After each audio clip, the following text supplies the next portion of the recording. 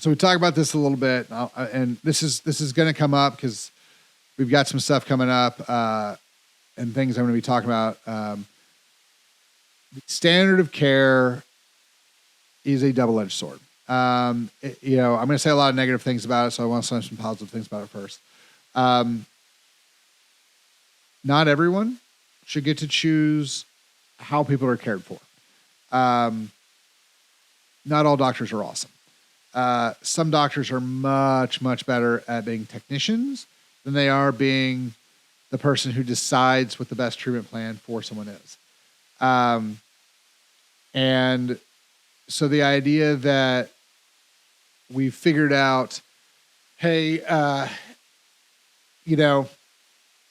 you should give this person this much of this medication per gram body weight, per kilogram of body weight, and we should do things this way and treat people this way, is good. Like at the end of the day, a lot of times it protects people more than it harms them. And so I get it.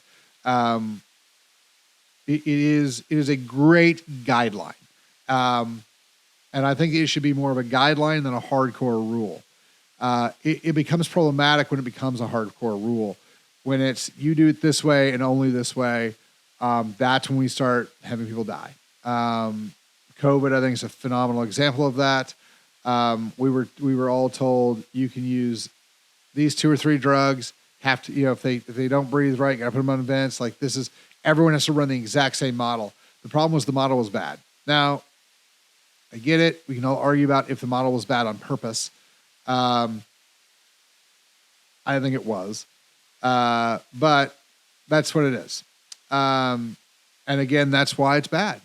Because as a doctor, if you're sitting there looking at somebody and they go, well, here's the standard of care, and you look at it and you're like, this makes no sense. Like, we're going to just use COVID as an example. The vast majority of people, there were people, let me throw this out, there were people who needed to be on vents. I'd say 95% of them didn't. The vast majority of people who had COVID, if you had just COVID and you didn't have other issues like emphysema, you need to be in a hyperbaric chamber, 100%. It's obvious. It's so obvious. I don't understand why we didn't do it. It would be like, hey, I need you to move this 500 pounds of gravel 5 miles down the road, but you can only put it in your pockets. Why can't I put it in a truck and just move it all at once? Nope, got to use your pockets. Well, that's asinine. That's basically what they were doing. So let me break that down for you a little bit for those who aren't docs. Ventilators help you breathe. Breathing, let me explain that. What breathing is a mechanical function. So the reason we breathe isn't our lungs. Or the reason we breathe is our ribs.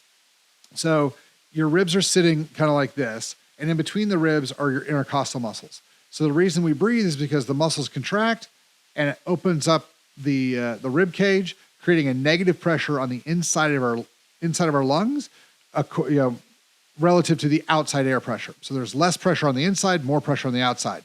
That forces air to be sucked in, creates a vacuum, sucks air into the lungs. And then when you want to breathe out, you contract those muscles and the ribs come together, creating a positive pressure on the inside versus outside, thus forcing air out. That's how we breathe. That is not gas exchange. That is breathing. Ventilators are fantastic for people who cannot do the breathing. Like their ribs aren't moving. And usually what we see is those people who have sticky stuff inside their lungs. So actual pneumonia inside their lungs. It's gluing the lungs together and making it hard for people to breathe. That's why we need vents.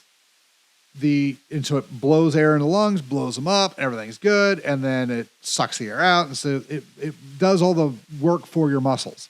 When your lungs get coated and they get heavy and it's hard to move, it exhausts the muscles in the ribs, and people just can't breathe, which is another reason we should be doing cardiovascular work, because it helps build the stamina in the ribs to breathe. But that's obviously a different conversation.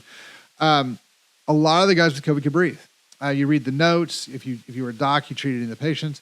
They'd come in, they'd talk, they'd laugh. They'd be all dizzy when they're standing up, and then you'd lay them down, and they'd be pretty good, and you could talk to them, and they'd tell you all that's wrong with them. They'd tell you how they're feeling, the whole deal. They didn't have a lot of issues breathing. What was actually going on was that they couldn't get the oxygen from inside their lungs into their blood vessels. So they couldn't do gas exchange. They could breathe, they couldn't do gas exchange. So they're two different things. So basically what was happening was, to use car terms, the gas tank was full of gas, but the engine couldn't get any. And if you ask a mechanic, you go, hey man, I got plenty of gas in the gas tank, but there's none in the engine. What's wrong? They'd be like, well, it could be fuel pump or fuel line. Cool. Well, in this case, we had to get it into the fuel line before we could get it in the fuel pump, which would be your heart. And that's where the breakdown was. All right. So how do we increase oxygenation of tissue? Hyperbaric.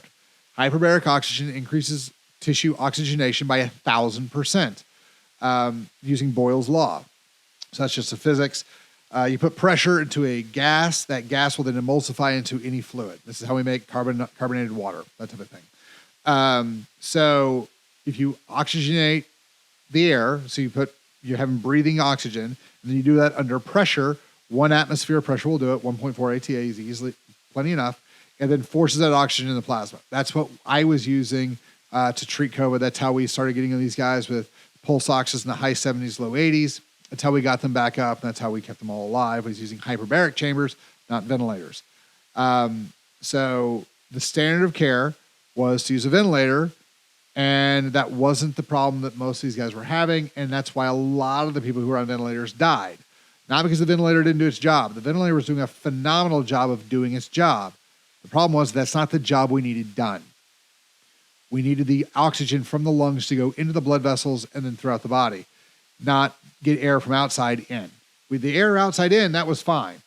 The air from the lungs into the body, that's where our problem was. And that's why I was using hyperbaric. So, like I said, the standard of care should have been hyperbaric, should not have been ventilators. And that's, I think, a big problem. And the reason I think that was done on purpose is because I am not smarter than every cardiologist, vascular specialist, respiratory therapist, and in the U.S. I'm not. And a lot of our hospitals have hyperbaric chambers. Like there's 4 or 5 of them here in Dallas, and they chose not to use them. And that order had to come down from somebody. So, I mean, that's the problem. That's what we get into with, because a lot of docs, had they followed the standard of care and everyone died, they're okay. Like they can't get in trouble. If they didn't follow the standard of care and 99% of the people they worked on lived and 1% died, they can lose their license, they can be sued, all sorts of terrible things happen to them. So that's kind of the issue. When I talk about the standard of care and I have issues with it, that's why.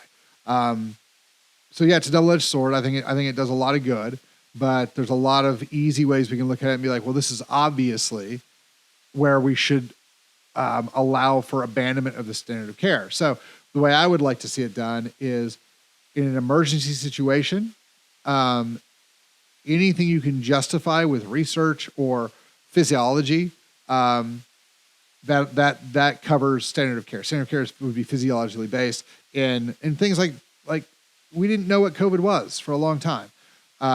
It's still not being discussed what it really is. It's a vascular issue. It's not so much respiratory.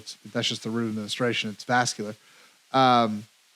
We didn't know what it was. A lot of people still don't, like I said. And so they should have been like, look, you guys can do whatever you want to. You can use ivermectin. You can use, different steroids. You can use hyperbaric. You can use, quinine. You can use whatever you want. And if it works, tell other people. And whatever works the best is what we'll use. But that's not the way we would decide to go, which is, again, kind of why I say we did it on purpose. We did this to ourselves. So that's why I'm not a big fan of the standard of care. People have asked me a lot of questions about that. I thought I've answered a couple of times, so I want to make sure I went over it one more time. So that's kind of the big deal on that one.